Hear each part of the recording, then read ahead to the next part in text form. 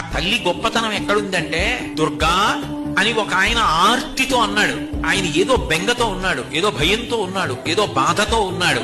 ఎవరో ఒకరికి కాదుట, ఎన్ని కోటాను కోట్ల మంది అయినా కానివ్వండి, నమ్మి దుర్గా అమ్మా అన్నాడు అనుకోండి. అలా అన్నటువంటి వాళ్ళు ఎన్ని కోటాను కోట్ల మంది అయినా సరే వాళ్ళ యొక్క భీతిని, భయాన్ని ఆమె తీసేస్తుంది.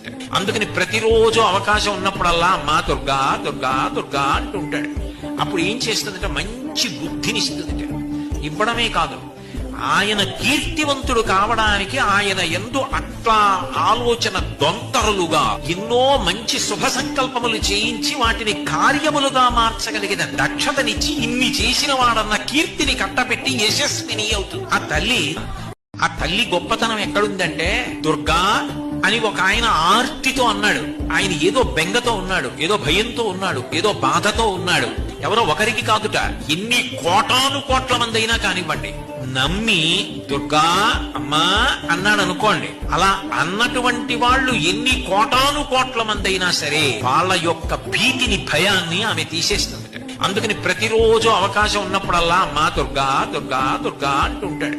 అప్పుడు ఏం చేస్తుందంటే మంచి బుద్ధినిస్తుందిట.